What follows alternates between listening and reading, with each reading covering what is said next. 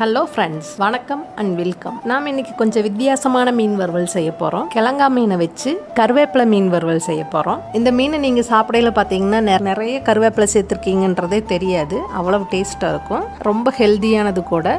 கண்டிப்பாக ஒரு முறை உங்கள் வீட்டில் ட்ரை பண்ணி பாருங்கள். ஃபஸ்ட்டு நம்ம ஒரு பேஸ்ட் ரெடி பண்ணிக்கலாம். 8லேருந்து 10 பல் பூண்டு சேர்த்துக்கலாம். ஒரு 2லேருந்து 3 துண்டு இஞ்சி சேர்த்துக்கலாம். 1/2 கிலோ மீனுக்கு இப்போ நம்ம அரைக்கிற பேஸ்ட் கரெக்டாக இருக்கும். ஒரு கைப்பிடி அளவு கருவேப்பிலை, 1/2 டேபிள் ஸ்பூன் அளவு மிளகு, 1/2 டீஸ்பூன் ஜீரகம், 1/2 டேபிள் ஸ்பூன் மிளகாத்தூள், 1/2 டேபிள் ஸ்பூன் மல்லித்தூள், 1 டேபிள் ஸ்பூன் அளவுக்கு கார்ன்ஃப்ளவர் மாவு சேர்த்துக்கலாம். 1/2 எலுமிச்சம்பழத்தோட சாறை சேர்த்துக்கலாம். 1/2 டீஸ்பூன் உப்பு, 1 டேபிள் ஸ்பூன் அளவு எண்ணெய் சேர்த்துட்டு இது மாதிரி நைஸாக கொஞ்சமாக தண்ணி சேர்த்து இது மாதிரி நைஸான பேஸ்ட்டாக அரைச்சிக்கலாம். இன்றைக்கி நான் 1/2 கிலோ கிழங்கா மீன் வாங்கியிருக்கேன். எந்த மீனுனாலும் நீங்கள் இந்த மசாலா வச்சு நீங்கள் மீன் வறுவல் செய்யலாம். மீன்காரர்கிட்ட சொல்லியே நீங்கள் இது மாதிரி கட் பண்ணி வாங்கிட்டிங்கன்னா மசாலா தடவருக்கு ரொம்ப ஈஸியாக இருக்கும்.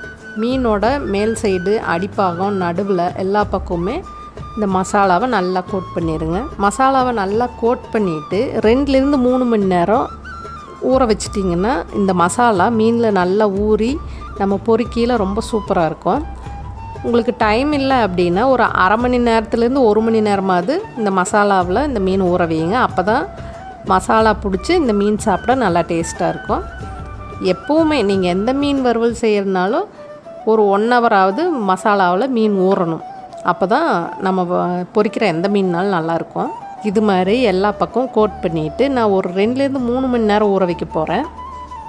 இந்த வீடியோ பிடிச்சிருந்தா ஒரு லைக் பண்ணுங்கள். ரொம்ப பிடிச்சிருந்தா உங்கள் ஃப்ரெண்ட்ஸ் அண்ட் ஃபேமிலிக்கு ஷேர் பண்ணுங்கள். மசாலா தடவி ஒரு 3 மணி நேரம் ஊற வைக்க போகிறேன்.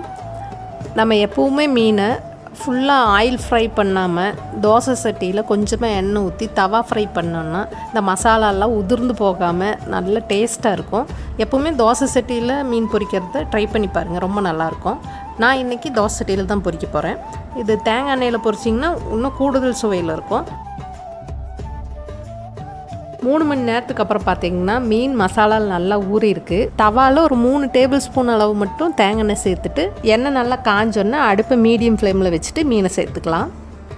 இது மாதிரி கருவேப்பிலை சேர்த்து பொரிச்சிங்கன்னா மீன் சாப்பிட ரொம்பவே நல்ல ஃப்ளேவராக இருக்கும். நம்ம மசாலாவில் கருவேப்பிலை போட்டிருந்தாலும் இது மாதிரி எண்ணெய்க்குள்ளே நீங்கள் கருவேப்பிலை போட்டு மீனை பொரிச்சு பாருங்களேன், ரொம்ப நல்லாயிருக்கும்.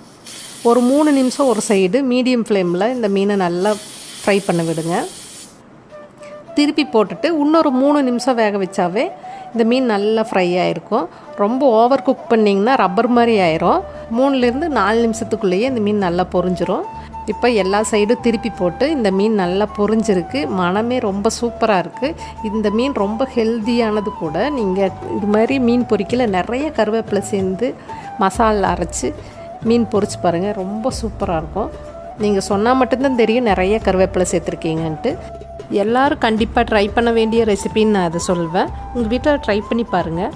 ட்ரை பண்ணி பார்த்துட்டு எப்படி வந்துச்சுன்ற ஃபீட்பேக்கை எனக்கு கமெண்ட்ஸில் சொல்லுங்கள். அவ்வளோதாங்க, ஒரு 6 நிமிஷத்துக்கு அப்புறமா நம்மளோட கருவேப்பிலை நிறைய போட்ட கருவேப்பிலை மீன் வறுவல் ரெடி ஆகிடுச்சு. கண்டிப்பாக உங்கள் வீட்டில் ஒரு முறை ட்ரை பண்ணி பாருங்கள். திரும்ப ஒரு நல்ல ரெசிபி வீடியோவில் நான் உங்களை சந்திக்கிறேன். அது வரைக்கும் thank you, bye bye, take care.